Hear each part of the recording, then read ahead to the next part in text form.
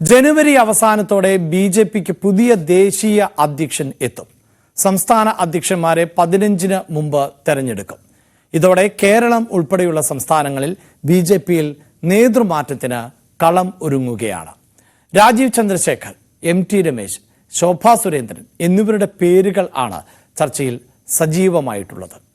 വാർത്തയുടെ വിശദാംശങ്ങളുമായി വി വിനോദ് ആണ് ചേരുന്നത്. വിനോദ്, സുരേന്ദ്രൻ തുടർന്നേക്കും എന്ന തരത്തിലുള്ള റിപ്പോർട്ടുകളുണ്ട്. അതേസമയം സുരേന്ദ്രനെ നീക്കണം എന്ന് ഒരു വിഭാഗം അതിശക്തമായി ആവശ്യം ഉന്നയിക്കുന്നു എന്നാണ് അറിയാൻ സാധിക്കുന്നത്. അവിടെയാണ് രാജീവ് ചന്ദ്രശേഖരന്റെയും അതോടൊപ്പം തന്നെ ശോഭാ സുരേന്ദ്രന്റെയും രമേശിന്റെയും ഒക്കെ പേര് സജീവമായി കേൾക്കുന്നത്. എന്താണ് ഇപ്പോഴത്തെ ഒരു സാഹചര്യം?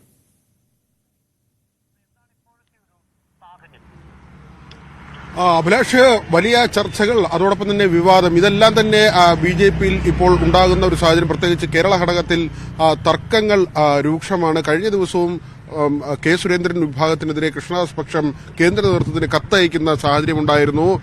കേന്ദ്ര മാർഗനിർദ്ദേശങ്ങൾ പാലിക്കാതുള്ള തിരഞ്ഞെടുപ്പ് പ്രക്രിയയാണ് ഇവിടെ നടക്കുന്നത്. വരണാധികാരി നാരായണൻ നമ്പൂതിരിയുടെ പേരെടുത്ത് പറഞ്ഞായിരുന്നു ഇത്തരത്തിലൊരു പരാതി പോയത്. മണ്ഡലം പ്രസിഡന്റുമാരെ തിരഞ്ഞെടുക്കുന്നതിൽ ഏകപക്ഷീയമായ പെരുമാറ്റമുണ്ടാകുന്നു. പല സ്ഥലങ്ങളിലും പല തരത്തിലുള്ള മാർഗനിർദ്ദേശങ്ങൾ അല്ലെങ്കിൽ ആ തരത്തിലുള്ള രീതികൾ, ഒരേ രീതിയിലല്ല കാര്യങ്ങൾ കൊണ്ടുപോകുന്നത്, ഇഷ്ടക്കാരെ തിരികെ കയറ്റുന്നതിന് വേണ്ടിയുള്ള കാര്യങ്ങൾ എന്ന ഒരു ആരോപണം താഴെ തട്ട് മുതൽ പ്രസിഡന്റ് തിരഞ്ഞെടുപ്പ് വരെ പ്രതിഫലിക്കുന്ന തരത്തിൽ തന്നെയാണ് ഇത്തരത്തിലെ തർക്കങ്ങൾ ഉണ്ടാകുന്നത്. നേരത്തെ കെ സുരേന്ദ്രൻ തുടർന്നേക്കുമെന്ന സൂചനകൾ ഉണ്ടായിരുന്നു. കേന്ദ്ര നിരീക്ഷകൻ വിളിച്ച ഓൺലൈൻ യോഗത്തിലാണ് അത്തരമൊരു സൂചന ഉണ്ടായത്. ഈ സൂചനയെ തുടർന്ന് കൃഷ്ണദാസ് പക്ഷ നേതാക്കൾ ആ ഓൺലൈൻ യോഗം ബഹിഷ്കരിച്ച് പുറത്തു പോകുന്ന നിലയുണ്ടായി. കഴിഞ്ഞ ദിവസം ശോഭാ സുരേന്ദ്രൻ അമിത്ഷായുമായി കൂടിക്കാഴ്ച നടത്തി. അതിനുശേഷം ശോഭയുടെ പോസ്റ്റ് ആയി വന്ന വരികൾ, അതെല്ലാം തന്നെ അവർ വലിയ ആത്മവിശ്വാസം പ്രകടിപ്പിക്കുന്നുണ്ട്. ഒരുപക്ഷെ ആദ്യത്തെ ഒരു വനിതാ പ്രസിഡന്റ് എന്ന നിലയ്ക്ക് ശോഭാ സുരേന്ദ്രൻ ബി.ജെ.പിയെ നയിക്കാൻ കേരളത്തിലെത്തും എന്നുള്ള തരത്തിലുള്ള ചർച്ചകളും സജീവമാണ്. എം.ടി. രമേശിന്റെ പേരുണ്ട്. അതോടൊപ്പം തന്നെ തിരുവനന്തപുരത്ത് സ്ഥാനാർത്ഥിയായ രാജീവ് ചന്ദ്രശേഖർ, അദ്ദേഹം ചെറിയ വോട്ടുകൾക്കാണ് ശശി തരൂരിനോട് തിരുവനന്തപുരത്ത് പരാജയപ്പെട്ടത്. ഒരുപക്ഷെ രാജീവ് ചന്ദ്രശേഖർ കേരളത്തിൽ ബി.ജെ.പിയെ നയിച്ചേക്കും എന്ന സൂചനകൾ കൂടി വരുന്നുണ്ട്. നേരത്തെ തന്നെ സുരേന്ദ്രന്റെ അധ്യക്ഷ സ്ഥാനവുമായി ബന്ധപ്പെട്ടുള്ള ചർച്ചകൾ അല്ലെങ്കിൽ വിവാദങ്ങൾ, ഇത് ബി.ജെ.പിയിൽ ഉണ്ടാക്കുന്ന തമ്മിൽ തല്ല് ചെറുതല്ല.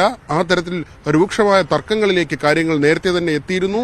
അവിടെയാണ് ആര് പുതിയ പ്രസിഡന്റായി എത്തും എന്നത് സംബന്ധിച്ചുള്ള ചോദ്യം കൂടുതൽ ശക്തമാകുന്നത്. ജനുവരി അവസാനത്തോടുകൂടി ദേശീയ അധ്യക്ഷനെ കണ്ടെത്തേണ്ടതുണ്ട്. ജെ.പി. നദ്ദ 2019 മുതൽ തുടരുകയാണ്. അദ്ദേഹം ഇപ്പോൾ കേന്ദ്രമന്ത്രിയാണ്. അദ്ദേഹത്തിന് പകരം പുതിയ ആൾ വരേണ്ടതുണ്ട്. അതുകൊണ്ട് തന്നെ ഈ മാസം പകുതിയോടുകൂടി സംസ്ഥാനങ്ങളിൽ പുതിയ അധ്യക്ഷന്മാരെ കണ്ടെത്താനുള്ള നടപടികൾ പൂർത്തിയാക്കും. അഭിലാഷ്, സംസ്ഥാന അധ്യക്ഷന്മാരെ തെരഞ്ഞെടുക്കുന്ന നടപടികൾ പൂർത്തിയാകുന്നു. അതിനുശേഷം ബി.ജെ.പിയുടെ ദേശീയ നേതൃത്വത്തിലും മാറ്റമുണ്ടാകുന്നു. ജെ.പി. നദ്ദയ്ക്ക് പകരം ആര് ഇനി പാർട്ടിയെ നയിക്കും എന്നുള്ളത് വളരെ പ്രധാനപ്പെട്ട ഒന്നായി മാറുന്നു. ഒപ്പം കേരളത്തിലെ നേതൃത്വത്തിൽ എന്ത് മാറ്റം എന്നുകൂടിയാണ് എല്ലാവരും ഉറ്റുനോക്കുന്നത്. അതേസമയം ഇതേ ബി.ജെ.പിയുടെ